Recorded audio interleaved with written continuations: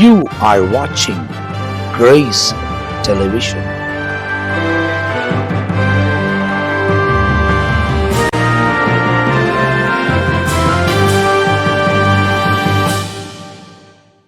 ஆண்டவராகிய இயேசு கிறிஸ்துவின் நாமத்திற்கு மகிமை உண்டாகட்டும். எனக்கு அன்பானவர்களே, இயேசுவோடு பேசுவோம் வாருங்கள். இந்த நிகழ்ச்சியில் மீண்டும் உங்களை சந்திப்பதற்கு ஆண்டவர் பாராட்டின அற்புதமான கிருபைகளுக்காக கர்த்தருடைய நாமத்திற்கு ஸ்தோத்திரம். ஒவ்வொரு முறையும் வரும்போது ஒரு தலைப்பின் அடிப்படையில் ஒரு 6 செய்திகளை கொடுத்து போகிறேன். வசனம் முக்கியம். வாழ்க்கையில் உள்ள व्यசனம் நீங்க வேண்டுமானால் கர்த்தருடைய வார்த்தை வசனத்தால் நாம் நிரப்பப்பட வேண்டும், கேட்க வேண்டும், அதில் மூழ்க வேண்டும். அது வாழ்க்கையில் பெரிய மாற்றத்தை கொண்டு வரும், ஆறுதலை கொண்டு வரும், விடுதலையை கொண்டு வரும், அற்புதங்களை கொண்டு வரும், ஆசீர்வாதங்களை கொண்டு வரும், எதிர்கால நம்பிக்கையை கொண்டு வரும் என்பதில் சந்தேகமில்லை. அனுபவிக்கிற மக்களுக்கு இது தெரியும். அப்போ இந்த நாளிலும் இந்த முறை உங்களுக்கு சொல்லுகிற ஒரு தலைப்பின் அடிப்படையில் என்னவென்றால், நம்ம ஆண்டவர் விசாரிக்கிற தேவன்.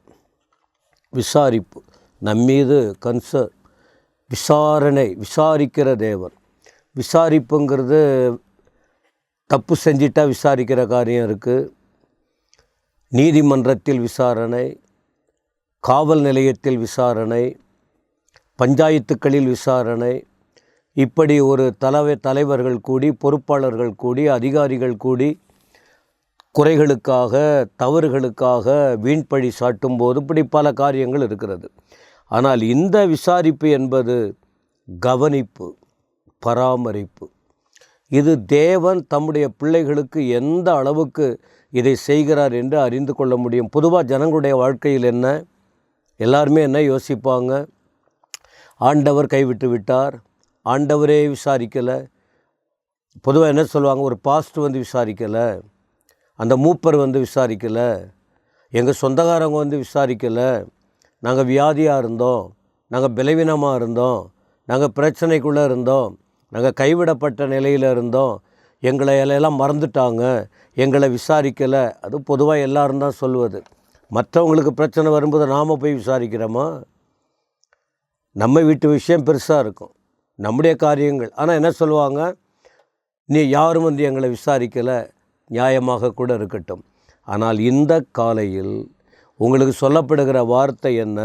நம்முடைய தேவன் நம்மை விசாரிக்கிற தேவன். இப்போது அவ்வளவு கவனத்தை தம்முடைய பிள்ளைகள் வாழ்க்கையில் வைத்திருக்கிறார். 1 பேதுரு 5ஆம் அதிகாரத்தின் 7ஆம் வசனம் பாருங்கள்.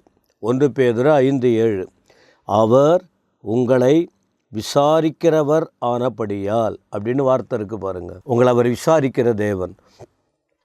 இந்த 1 பேதுரு நிருபம் ஒரு புதிய விசுவாசிகளுக்கு எழுதப்பட்ட வார்த்தை. ஆரம்பத்தில் அதிகம் விளங்காது.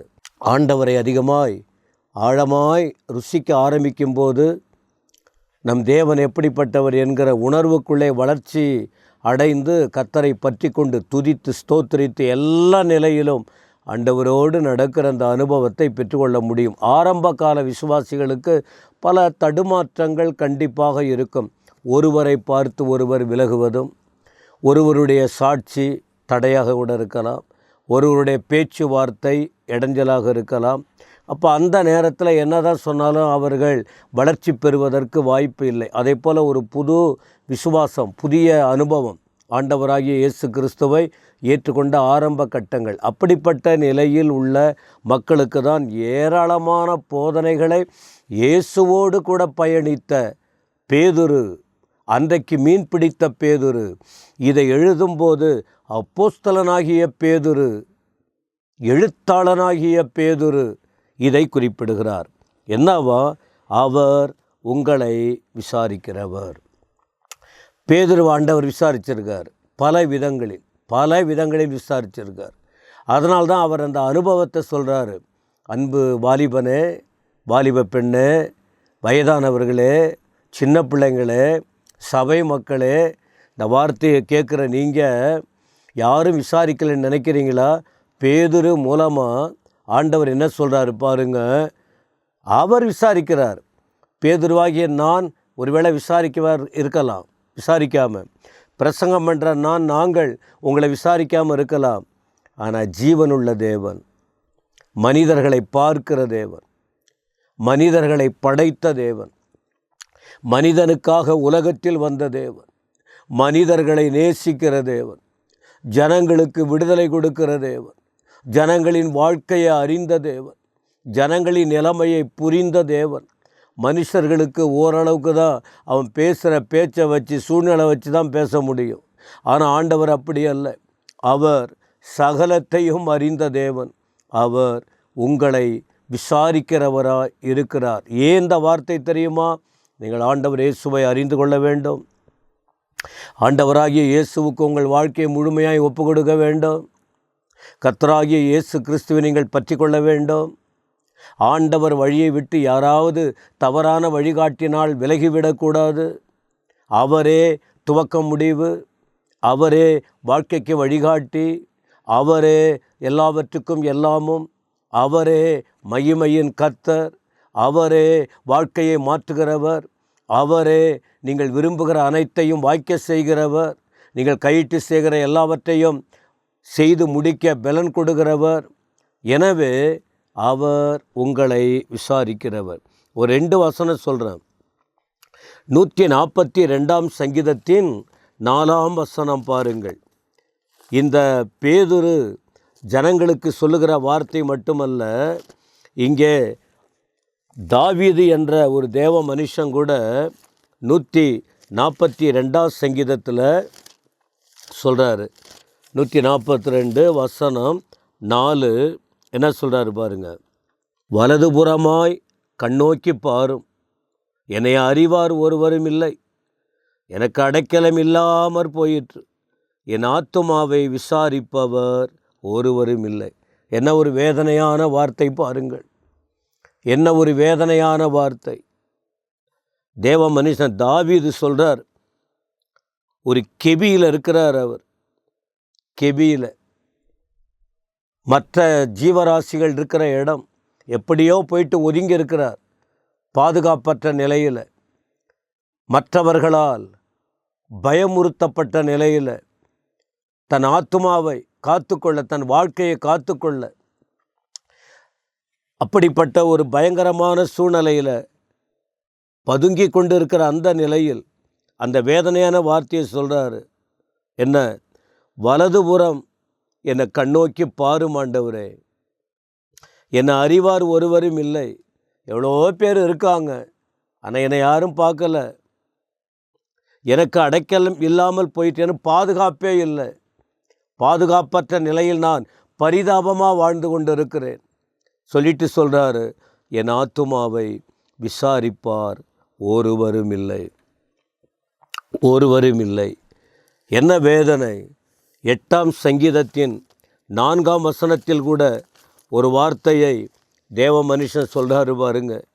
8 சங்கீதத்தின் 4 வசனத்தில், மனுஷனை நீ நினைக்கிறதற்கும் மனுஷகுமாரனை விசாரிக்கிறதற்கும் அவன் எம்மாத்திரம்.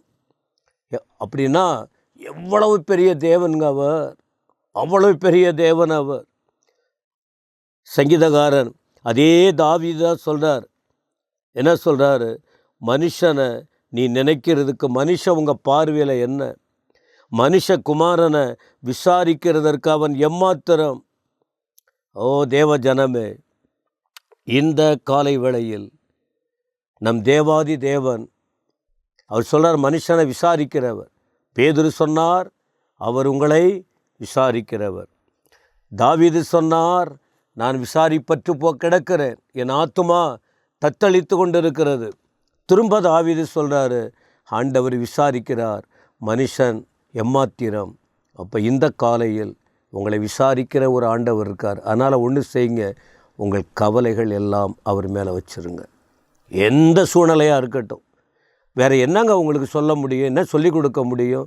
இப்படிப்பட்ட வார்த்தையை கேட்டும் நீங்கள் பிடிவாதமாக சாக்குப்போக்கு சொல்லிக்கிட்டு தடுமாறிக்கிட்டு இருந்தால், ஊழியக்காரர்கள் நாங்கள் பொறுப்பு இல்லை.